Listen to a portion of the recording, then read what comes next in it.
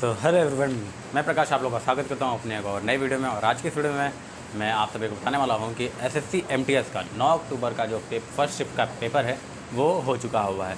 तो इस पेपर में किस प्रकार के क्वेश्चन पूछे गए हुए हैं, मैं आप सभी को इसमें 100% एक्यूरेसी के साथ आपको इस वीडियो में पूरी जानकारी देने वाला हूँ। तो वीडियो के अंत तक बने रहें और इसमें जो भी पेपर आपका आया हुआ है अपना यहाँ पे क्वेश्चन आप मैच कर सकते हैं। तो चलिए वीडियो को स्टार्ट करते हैं। उससे पहले अगर आप हमारे चैनल पर नए हैं तो हमारे चैनल को सब्सक्राइब करें और हमें सपोर्ट करें। तो आपका पहला क्वेश्चन आया था कि लाफिंग गैस का जो है रासायनिक सूत्र जो है वो पूछा गया था। तो देखिए, लाफिंग गैस का जो रासायनिक नाम होता है ना, ये आपका नाइट्रस ऑक्साइड होता है। और नाइट्रस ऑक्साइड का अगर सूत्र की बात कर ले तो ये आपका N2O होता है। तो N2O आपका यहाँ पे करेक्ट आंसर होगा। इसके अलावा अगर अन्य रासायनिक सूत्र की बात कर ले जहाँ से TCS के द्वारा एग्जाम में प्रश्न पूछे जाते हैं, जैसे कि बिना बुझा हुआ चूना जिसे क्विकलाइम जो है वो कहा जाता है, और इसका जो रासायनिक नाम होता है ये आपका कैल्शियम ऑक्साइड होता है। और इसके अगर सूत्र की बात कर ले तो देखिए, बिना बुझा हुआ चूना का जो सूत्र होता है ना, ये आपका CaO होता है। वहीं अगर बुझा हुआ चूना का सूत्र आपसे पूछा जाए तो देखिए, बुझा हुआ चूना का जो सूत्र होता है ना, ये आपका CaOH2 का होल ट्वाइस होता है। और इसका अगर रासायनिक नाम आपसे पूछा जाए तो देखिए, बुझा हुआ चूने का जो रासायनिक नाम होता है ना, ये आपका कैल्शियम हाइड्रोक्साइड होता है। तो ये पॉइंट भी आप ध्यान में रखिएगा। इसके अलावा प्लास्टर ऑफ पेरिस का अगर आपसे रासायनिक सूत्र पूछा जाए तो देखिए, प्लास्टर ऑफ पेरिस का जो रासायनिक सूत्र होता है ना, ये आपका CaSO4 हाफ H2O होता है। और इसका जो रासायनिक नाम होता है ये आपका कैल्शियम सल्फेट हेमीहाइड्रेट जो है प्लास्टर ऑफ पेरिस को जो वो कहा जाता है। तो ये पॉइंट भी आप ध्यान में रखिएगा। जिप्सम का रासायनिक सूत्र आपसे पूछा जाता है तो देखिए, जिप्सम का जो रासायनिक सूत्र होता है ना, ये आपका CaSO4.2H2O होता है। और इसका रासायनिक नाम की बात कर ले तो देखिए, इसका जो रासायनिक नाम है ना, ये कैल्शियम सल्फेट डाइहाइड्रेट होता है। तो ये पॉइंट भी आप ध्यान में रखिएगा। इसके अलावा एग्जाम में एक प्रश्न और यहाँ से पूछा जाता है कि जिप्सम को कितने तापमान पर जो है गर्म करके प्लास्टर ऑफ पेरिस जो वो प्राप्त किया जाता है। तो देखिए, जिप्सम को 373 केल्विन टेम्परेचर पर जो है ये गर्म करके जो है आपका प्लास्टर ऑफ पेरिस जो वो प्राप्त किया जाता है। तो ये सारे फैक्ट जो आपको ध्यान में रखना है। नेक्स्ट क्वेश्चन आपका यहाँ पर आता है कि the festival of Navroz is celebrated as new year of which community. यानी नवरोज का जो त्यौहार है ये किस समुदाय के जो है नव वर्ष के रूप में जो इसे मनाया जाता है। तो देखिए, ये जो आपका नवरोज का जो त्यौहार है ना, ये पारसी समुदाय के द्वारा जो है इसे नव वर्ष के रूप में जो वो मनाया जाता है। तो पारसी कम्युनिटी आपका यहाँ पे करेक्ट आंसर होगा। इसके अलावा मैं आपको बता दूं कि ये जो आपका नवरोज का जो त्यौहार है ना, ये फारसी कैलेंडर के अनुसार जो है ये पहले दिन को वो चिन्हित जो है वो करता है। तो ये फैक्ट भी आपको ध्यान में रखना है। नेक्स्ट आपका यहाँ पर आता है कि 2023 के अनुसार भारत का सबसे बड़ा गेहूं उत्पादक राज्य जो वो पूछा गया था। तो देखिए, 2023 के अकॉर्डिंग बात कर ले तो देखिए, भारत का जो सबसे बड़ा गेहूं उत्पादक राज्य है ना, ये आपका उत्तर प्रदेश है। तो उत्तर प्रदेश आपका करेक्ट आंसर होगा। और इससे प्रीवियस शिफ्टों में जो है आपके शुगर कैन के बारे में पूछा गया था। तो देखिए, शुगर कैन यानी गन्ना का भी जो सबसे बड़ा उत्पादक राज्य है ना, ये भी आपका उत्तर प्रदेश है। तो ये पॉइंट भी आप ध्यान में रखिएगा। नेक्स्ट आपका यहाँ पर आता है कि during whose tenure the arms act came into force. यानी सशस्त्र अधिनियम जो है ये आपके किसके कार्यकाल में आया था। तो देखिए, सशस्त्र अधिनियम की बात कर ले तो ये जो आपका 1878 में जो है इस अधिनियम को जो वो पारित किया गया था। और ये जो अधिनियम है ना, ये आपका लीटन के कार्यकाल में जो वो पारित किया गया था। तो लीटन आपका यहाँ पे करेक्ट आंसर होगा। इसके अलावा बात कर ले सशस्त्र अधिनियम, ये जो आपका क्या है। तो देखिए, इस अधिनियम के तहत जो है भारतीयों को हथियार रखने या फिर बेचने या फिर खरीदने के लिए जो है लाइसेंस या अनुमति जो वो लेनी पड़ती थी। और इसके अलावा बिना लाइसेंस के सशस्त्र रखना या फिर उसका कारोबार करना जो है ये आपका दंडनीय अपराध जो वो माना गया था। तो ये पॉइंट भी आपको ध्यान में रखना है। इसके अलावा मैं आपको बता दूं कि लीटन का जो कार्यकाल है ना, ये आपका वर्ष 1876 से लेकर जो है 1880 तक रहा था। और वर्नाकुलर प्रेस एक्ट भी जो आपका आया था ये आपका लीटन के कार्यकाल में ही आया था। सशस्त्र अधिनियम जो आपका पूछा गया था। दूसरा अफगान युद्ध जो आपका 1878 से 80 तक चला था, ये भी आपका लीटन के ही कार्यकाल में हुआ था। रानी विक्टोरिया ने जो है केसर हिंद या फिर भारत की महारानी की जो उपाधि भी धारण की थी ना, ये लीटन के कार्यकाल में जो वो धारण किए थे। तो ये सारे फैक्ट जो आपको ध्यान में रखना है। नेक्स्ट क्वेश्चन आपका यहाँ पर आता है कि the parliamentary system of government in India is taken from which constitution. यानी निम्नलिखित में से किस देश से जो है भारत ने सरकार की संसदीय प्रणाली जो है ये उधार ली थी। तो देखिए संसदीय प्रणाली की जो अवधारणा है ना, ये आपके ब्रिटेन देश के संविधान से जो वो लिया गया है, तो ब्रिटेन आपका यहाँ पे करेक्ट आंसर होगा। इसके अलावा लिए गए अन्य उधार लिए गए अन्य विशेषताओं की बात कर ले, जैसे कि ऑस्ट्रेलिया के देश से आपका क्या क्या लिया गया है। तो देखिए समवर्ती सूची का प्रावधान, व्यापार वाणिज्य और समागम की स्वतंत्रता, संसद के दोनों सदनों की संयुक्त बैठक, ये सारे जो प्रावधान है ना, ये आपके ऑस्ट्रेलिया देश के संविधान से लिया गया है। कनाडा की बात कर ले तो इसमें आपका एक मजबूत केंद्र के साथ संघ, केंद्र द्वारा राज्य के राज्यपालों की नियुक्ति, उच्चतम न्यायालय के सलाहकारी अधिकारिता, ये सभी जो प्रावधान है ये आपके कनाडा देश से जो वो लिए गए हैं। जापान देश की बात कर ले तो देखिए कानून की स्थापना की जो प्रक्रिया है ना, ये आपके जापान देश से जो वो लिया गया है। फ्रांस की बात कर ले तो इसमें आपका गणतंत्र, प्रस्तावना में स्वतंत्रता या फिर समानता और बंधुत्व के जो आदर्श वाक्य है ना, ये आपके फ्रांस देश के संविधान से जो वो लिए गए हैं। तो ये सारे फैक्ट जो आपको ध्यान में रखना है। नेक्स्ट आपका यहाँ पर आता है कि कृषि को गलत मानने वाला कौन सा धर्म है। तो देखिए कृषि को गलत मानने वाला जो धर्म है ना, ये आपका जैन धर्म है। तो जैन धर्म आपका करेक्ट आंसर होगा। नेक्स्ट क्वेश्चन आपका यहाँ पर आया था कि आमेर का जो किला है ये किसने बनवाया था। तो देखिए आमेर के किले की बात कर ले तो ये जो आपका राजस्थान के जयपुर में स्थित है, और इसे जो आपका राजा मान सिंह प्रथम के द्वारा जो है इस किले का निर्माण जो वो करवाया गया था। तो राजा मान सिंह प्रथम आपका करेक्ट आंसर होगा। और ये जो आपका किला जो है ये बनकर तैयार कब हुआ था, तो ये आपका 1592 में जो है ये किला जो आपका बनकर तैयार हुआ था। तो ये पॉइंट भी आप ध्यान में रखिएगा। नेक्स्ट आपका यहाँ पर क्वेश्चन आया था कि आगरा किले में मोती मस्जिद का जो निर्माण है ना, ये किसने करवाया था। तो देखिए एक तो आपका मोती मस्जिद आगरे के किले में है और एक आपका दिल्ली में भी है। तो देखिए आगरे किले में मोती मस्जिद का जो निर्माण है ना, ये शाहजहां के द्वारा जो वो करवाया गया था। तो शाहजहां आपका करेक्ट आंसर होगा। वहीं अगर दिल्ली में लाल किले में मोती मस्जिद का निर्माण अगर आपसे पूछा जाए तो देखिए दिल्ली में लाल किले में मोती मस्जिद का जो निर्माण है ना, ये औरंगजेब के द्वारा 1659 या फिर 1660 में जो है इसका निर्माण जो है औरंगजेब के द्वारा जो वो करवाया गया था। तो ये पॉइंट भी आपको ध्यान में रखना है। नेक्स्ट आपका यहाँ पर आता है कि भारत में वस्त्र उद्योग को रोकने के लिए जो है अंग्रेज ने कौन सा अधिनियम जो है ये लागू किया था। तो देखिए भारत में वस्त्र उद्योग को रोकने के लिए जो है अंग्रेज ने जो है ये आपका कैलिको अधिनियम जो वो लागू किया था। तो कैलिको अधिनियम आपका करेक्ट आंसर होगा। और ये जो आपका अधिनियम था ना, ये आपका वर्ष 1720 में जो है इस अधिनियम को जो वो बनाया गया था। और इस अधिनियम के तहत जो है इंग्लैंड में मुद्रित सूती वस्त्र यानी चिंटल्स का जो इस्तेमाल करने पर जो है वो आपका रोक जो है वो लगा दिया गया था। तो ये पॉइंट भी आप ध्यान में रखिएगा।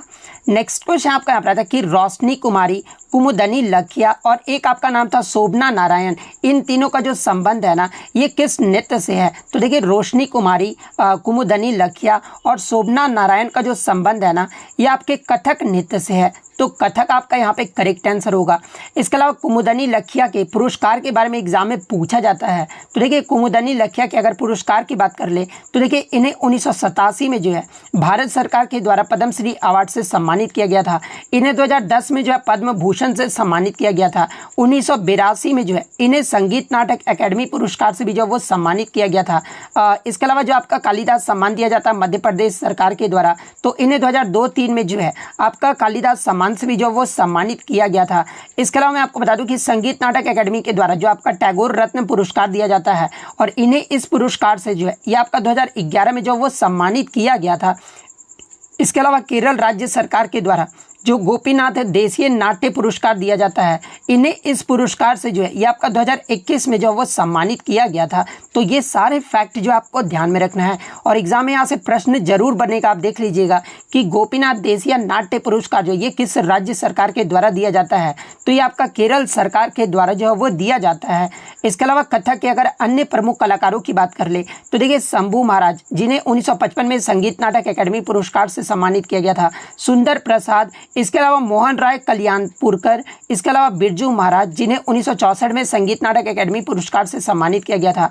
इसके अलावा दमयंती जोशी, सितारा देवी, रोशन कुमारी, रोहिणी भाटे, कुमुदनी लखिया, दुर्गा लाल, उमा शर्मा, माया रॉय, रानी करना, शोभना नारायण, राजेंद्र गंगानी, सुनैना हजारीलाल अग्रवाल, इन सभी का जो संबंध है ना, ये आपके कथक नृत्य से है। और कथक जो है ये किस राज्य का शास्त्रीय नृत्य है। तो ये आपका उत्तर प्रदेश राज्य का जो है एक शास्त्रीय नृत्य है।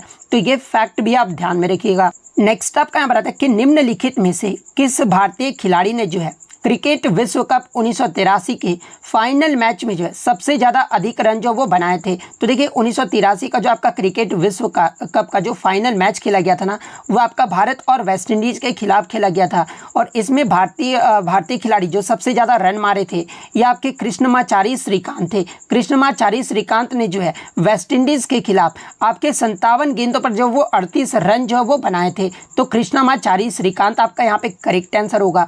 इसके अलावा मैं आपको बता दूं कि 1983 क्रिकेट विश्व कप में ये जो आपका प्लेयर ऑफ द मैच रहे थे ना, ये आपके मोहिंदर अमरनाथ रहे थे। तो ये पॉइंट भी आप ध्यान में रखिएगा। इसके अलावा एग्जाम में प्रश्न पूछा जाता है कि 1983 विश्व कप में फाइनल मैच में भारत ने वेस्ट इंडीज को कितने रनों से हराया था? तो ये आपका 43 रनों से हराया था। तो ये फैक्ट भी आप ध्यान में रखिएगा।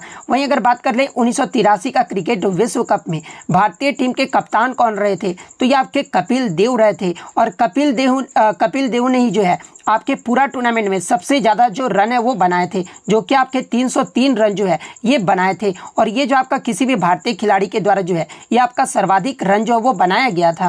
इसके अलावा मैं आपको बता दूं कि ग्रुप स्टेज में जिम्बाब्वे के खिलाफ कपिल देव ने ही जो है 175 रनों की पारी का जो विश्व कप क्रिकेट के इतिहास में जो है ये सर्वश्रेष्ठ पारियों में से एक था, जो कि आपका जिम्बाब्वे के खिलाफ जो है कपिल देव ने जो वो खेला था। वहीं अगर 2011 विश्व कप के बारे में पूछा जाए तो देखिए 2011 विश्व कप के फाइनल मैच में सबसे ज़्यादा जो रन है ना ये जीजी ने बनाया था, यानी गौतम गंभीर ने बनाया था। और जो कि आपका 97 रन जो वो मारे थे। और 2011 का विश्व कप का जो फाइनल मैच है ये आपका श्रीलंका और भारत के मध्य जो वो खेला गया था और भारत जो ये आपका विजेता रहा था। नेक्स्ट क्वेश्चन आपका आ रहा था कि लद्दाख में बारिश किस स्तर पर होती है? तो देखिए लद्दाख में बारिश की बात कर ले तो ये जो आपका लो लेवल पर होती है, यानी बहुत कम वर्षा जो वो होता है। तो लो लेवल आपका यहाँ पे करेक्ट आंसर होगा। नेक्स्ट आपका क्वेश्चन आया था कि 2023 के बहुआयामी गरीबी सूचकांक के मुताबिक कौन सा राज्य जो है सबसे गरीब में है? तो देखिए 2023 में जो आपका नीति आयोग के द्वारा जो आपका मल्टी डायमेंशनल पॉवर्टी इंडेक्स जारी किया गया था, इसमें आपका जो सबसे गरीब राज्य था ना ये आपका बिहार राज्य था। बिहार राज्य का जो आपका परसेंटेज रहा था ये आपका 51.9% रहा था। तो बिहार आपका यहाँ पे करेक्ट आंसर होगा। वहीं अगर दूसरे स्थान पे पूछा जाए तो देखिए दूसरे स्थान पे जो आपका रहा था ये आपका झारखंड राज्य रहा था। उसके बाद आपका उत्तर प्रदेश रहा था। उसके बाद आपका मध्य प्रदेश रहा था और लास्ट में आपका मेघालय राज्य रहा था। तो ये क्रम जो आपको ध्यान में रखना है। वहीं अगर सबसे कम गरीब राज्य के बारे में पूछा जाए तो देखिए सबसे कम जो गरीब राज्य रहा था ना ये आपका केरल राज्य रहा था। इसके बाद आपका जो है केंद्र शासित प्रदेश पुडुचेरी रहा था। फिर आपका लक्षद्वीप रहा था। इसके बाद गोवा का स्थान आ जाता है और फिर आपका जो है सिक्किम का स्थान आ जाता है। तो इसका भी क्रम जो आपको ध्यान में रखना है।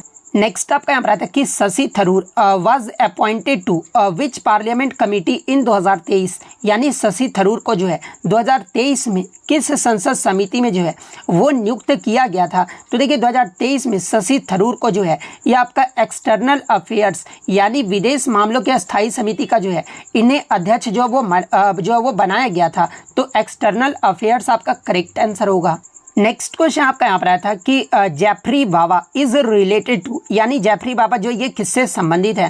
तो देखिए जेफरी बाबा की बात कर ले तो ये जो आपके एक श्रीलंकन आर्किटेक्ट हैं, यानी श्रीलंकाई वास्तुकार थे। और इन्हें जो है आपका मॉडर्न आर्किटेक्चर इन श्रीलंका, यानी श्रीलंका में जो है इन्हें मॉडर्न आर्किटेक्चर के रूप में भी जो वो जाना जाता है। यानी श्रीलंका में जो है इन्हें आधुनिक वास्तुकला के जनक के रूप में भी जो वो जाना जाता है। तो श्रीलंकन आर्किटेक्ट आपका यहाँ पे करेक्ट आंसर होगा।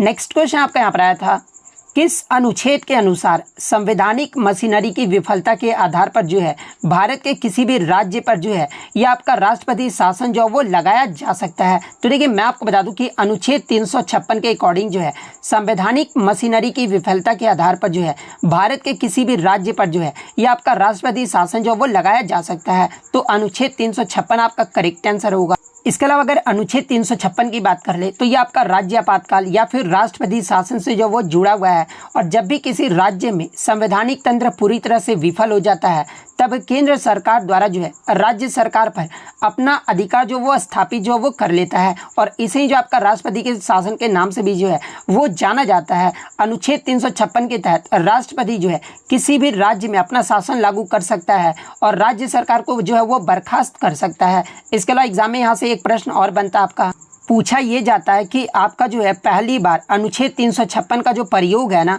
ये किस राज्य और किस वर्ष में किया गया था। तो देखिए पहली बार 20 जून 1951 को जो है पंजाब में लोकतांत्रिक तरीके से चुनी गई कम्युनिस्ट सरकार को बर्खास्त करने के लिए जो है ये आपका अनुच्छेद 356 का जो इस्तेमाल है वो किया गया था।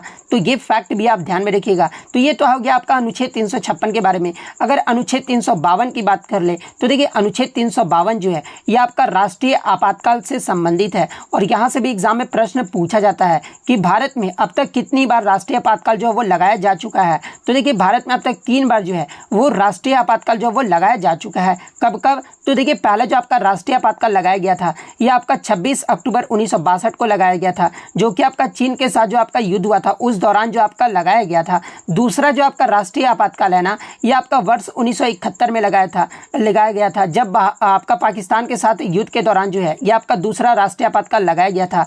तीसरा राष्ट्रीय आपातकाल जो है ये आपका 1975 में जो आंतरिक अशांति हुआ था ना, इसके कारण जो आपका तीसरा आपातकाल जो है वो लगाया गया था। तो ये फैक्ट भी आप ध्यान में रखिएगा। और इससे पहले आपका वित्तीय आपातकाल के बारे में पूछा गया था। तो देखिए ये जो आपका वित्तीय आपातकाल है ना ये आपका अनुच्छेद 360 से संबंधित है। तो ये फैक्ट भी आपको ध्यान में रखना है। नेक्स्ट आपका यहाँ पर आता है कि 1974 में नैना देवी को जो है किस गायन शैली के लिए पद्मश्री अवार्ड से जो वो सम्मानित किया गया था। तो देखिए 1974 में नैना देवी को जो है ये आपका ठुमरी गायन शैली के लिए जो है इन्हें आपका 1974 में पद्मश्री अवार्ड से जो है वो सम्मानित किया गया था। तो ठुमरी गायन शैली आपका यहाँ पे करेक्ट आंसर होगा। नेक्स्ट क्वेश्चन आपका यहाँ पर आता है कि the algebra of infinite justice, ये जो बुक है ना ये किसके द्वारा लिखा गया है। हालांकि मैं आपको बता दूं कि 3 पुस्तकों का नाम दिया गया था और तीनों ही जो पुस्तक थे ना जो ये आपके अरुंधति रॉय के जो वो दिए गए थे। तो देखिए the algebra of infinite justice ये जो बुक है ना ये अरुंधति रॉय के द्वारा जो वो लिखा गया है। तो अरुंधति रॉय आपका करेक्ट आंसर होगा। इसके अलावा मैं आपको बता दूं कि अरुंधति रॉय को जो है इनका उपन्यास the God of small things के लिए जो है इन्हें वर्ष 1997 में जो है मैन बुकर पुरस्कार से भी जो वो सम्मानित किया गया था। तो ये फैक्ट भी आपको ध्यान में रखना है। नेक्स्ट आपका यहाँ पर आता है कि वर्ष 2023 का इंटर कॉन्टिनेंटल जो फुटबॉल कप हुआ था ना ये भारत में कहाँ पर आयोजित किया गया था। तो देखिए वर्ष 2023 का इंटर कॉन्टिनेंटल जो फुटबॉल कप है ना ये आपका भारत के भुवनेश्वर के कलिंगा स्टेडियम में जो है ये आपका आयोजित किया गया था। तो भुवनेश्वर का कलिंगा स्टेडियम आपका करेक्ट आंसर होगा। इसके अलावा मैं आपको बता दूं कि इस टूर्नामेंट में भारत ने फाइनल में जो है ये लेबनान को 2-0 से हराकर जो है भारत जो इसका खिताब जो है वो जीत लिया था। तो ये फैक्ट भी आप ध्यान में रखिएगा। नेक्स्ट आपका यहाँ पर आता है कि तेंदुलकर समिति का जो गठन है ना ये किसके लिए जो वो किया गया था, इसका जो उद्देश्य है वो पूछा गया था। तो देखिए मैं आपको बता दूं कि गरीबी के अनुमान के विधि पर रिपोर्ट तैयार करने हेतु जो है सुरेश तेंदुलकर समिति का गठन जो वो किया गया था। तो गरीबी का अनुमान अगर ऑप्शन में दिया गया होगा तो ये वाला ऑप्शन आपका करेक्ट आंसर होगा। इसके अलावा बात कर ले तेंदुलकर समिति का जो गठन है ये कब किया गया था। तो ये आपका 2005 में जो वो किया गया था और इसने अपना जो पहला जो रिपोर्ट है ये कब प्रस्तुत किया था। तो देखिए तेंदुलकर समिति ने जो अपना पहला जो रिपोर्ट है ना ये वर्ष 2009 में जो वो प्रस्तुत किए थे। तो ये पॉइंट भी आपको ध्यान में रखना है। नेक्स्ट आपका यहाँ पर आता है कि पेट से संबंधित बीमारी कौन सी है जिसके कारण मोटापा बढ़ता है या फिर घट जाता है। तो देखिए पेट से संबंधित तो कई सारी बीमारियां हैं जिसके कारण मोटापा बढ़ता है या फिर घट जाता है, जैसे कि आपका पाचन आहार वगैरह के कारण भी आपका मोटापा घटता है या बढ़ता है, या फिर नींद की बीमारी के कारण भी जो है वो बढ़ता घटता है। लेकिन पेट से संबंधित बीमारी की बात कर ले तो ये जो आपका GERD यानी आपको जो गैस्ट्रोएसोफेगल जो रिफ्लेक्स रोग है ना ये आपका पेट से संबंधित जो वो बीमारी है और इसके कारण ही आपका मोटापा बढ़ता है। तो अगर ऑप्शन में आपका ये दिया गया होगा गैस्ट्रोएसोफेगल रिफ्लक्सस तो ये जो आपका यहाँ पे करेक्ट आंसर होगा। नेक्स्ट क्वेश्चन आपका यहाँ पर आता है कि कब्ज को रोकने के लिए अपने आहार में जो है किस प्रकार के आहार जो वो लिए जाते हैं। तो देखिए कब्ज को रोकने के लिए जो है अपने आहार में जो है ये फाइबर युक्त पदार्थों को जो वो शामिल जो वो करना होता है। और फाइबर युक्त पदार्थ में आपके कौन कौन से आ जाते हैं। तो देखिए आलू बुखारा, चिया बीज, ये सभी जो आपके फाइबर युक्त पदार्थ में जो वो आ जाते हैं। तो आप बताइएगा कि इसके ऑप्शन जो है वो क्या क्या जो वो दिए गए थे। एक क्वेश्चन आपका यहाँ पर आया था कि 2023 में कला के क्षेत्र में योगदान के लिए जो है ओडिशा के किस व्यक्ति को जो है पद्मश्री अवार्ड से जो वो सम्मानित किया गया था। तो देखिए मैं आपको बता दूं कि 2023 में कला के क्षेत्र में असाधारण योगदान के लिए जो है ओडिशा के 4 व्यक्तियों को जो है पद्मश्री पुरस्कार से जो वो सम्मानित किया गया था। और वो 4 व्यक्ति कौन कौन से हैं, तो देखिए पहला आपका गोपीनाथ स्वैन को जो वो सम्मानित किया गया था। इसके अलावा भगवत प्रधान को भी जो वो सम्मानित किया गया था। विनोद महाराणा को भी जो वो सम्मानित किया गया था। इसके अलावा विनोद कुमार पसायत को भी जो है ये आपका पद्मश्री अवार्ड से जो वो सम्मानित किया गया था। तो इन 4 व्यक्तियों में से जो आपका एक नाम ऑप्शन में दिया गया होगा, तो इनमें से जो भी आपका नाम दिया गया होगा वो आपका यहाँ पे करेक्ट आंसर होगा। तो इतने क्वेश्चन जो है आज मुझे बच्चों के द्वारा मिले हैं जो कि 100% रियल और ऑथेंटिक है। तो अगर वीडियो अच्छी लगी हो तो वीडियो को जो है लाइक ज़रूर कर दीजिएगा और इसी तरह रियल एनालिसिस पाने के लिए जो है चैनल को सब्सक्राइब ज़रूर कर दीजिएगा। तो मिलते हैं नेक्स्ट वीडियो में, तब तक thank you, all the best.